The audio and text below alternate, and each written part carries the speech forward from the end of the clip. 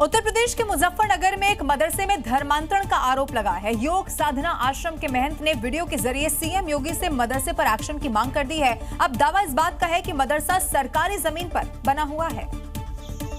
जिस मदरसे में धर्मांतरण होने के आरोप लगे हैं वो उलुम रहीमिया फुलत बताया जा रहा है। महंत यशवीर महाराज ने इसे लेकर एक वीडियो के जरिए सीएम योगी से मदरसे पर एक्शन की मांग की है। यहाँ पर हिंदुओं का धर्मांतरण किया जाता है और यह धर्मांतरण का कार्य 10-12 वर्षों से चल रहा है। यशवीर महाराज ने धर्मांतरण का शिकार हो चुके हिंदुओं की लिस्ट बताने के साथ ही मदरसा सरकारी जमीन पर होने के साथ ही हिंदुओं का पूजनीय स्थान इसे बताया।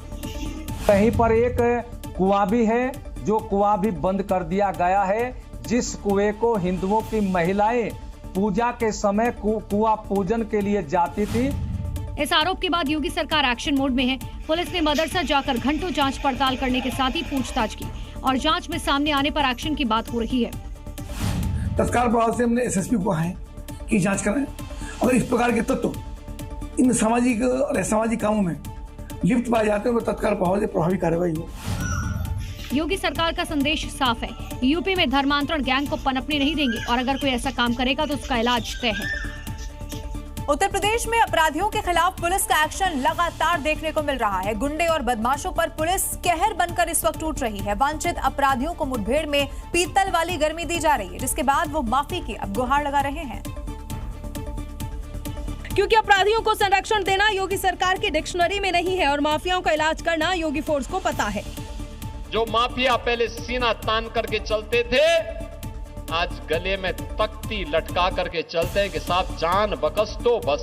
हमारी प्रतिबद्धता किसी गुंडा माफिया के प्रति नहीं हो सकती है और हम उसको कोई संरक्षण भी न देंगे न देने देंगे।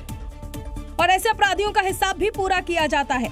ये तस्वीर फिरोजाबाद की है, जहां पुलिस ने मुठभेड़ के दौरान 4 शातिर अपराधियों को गिरफ्तार किया। इस दौरान जवाबी कार्रवाई में गोली लगने से 2 बदमाश घायल हो गए। वहीं अमरोहा में पुलिस ने वांछित बदमाश को पुलिस मुठभेड़ के बाद गिरफ्तार कर लिया। फायरिंग के बाद बदमाश के पैर में गोली लग गई। आरोपी ने एक 6 साल के बच्चे का अपहरण किया था, जिसके बाद पुलिस ने उसे सबक सिखाया। और आतंक के खिलाफ केंद्रीय गृह मंत्रालय ने एक कड़ा एक्शन ले लिया है। एक साथ 23 खूंखार आतंकियों को यूएपीए कानून के तहत आतंकवादी घोषित कर दिया है। अब ज्यादातर आतंकी जैश ए मोहम्मद और लश्कर-ए-तैयबा से जुड़े हुए हैं और पाकिस्तान में इस वक्त रह रहे हैं।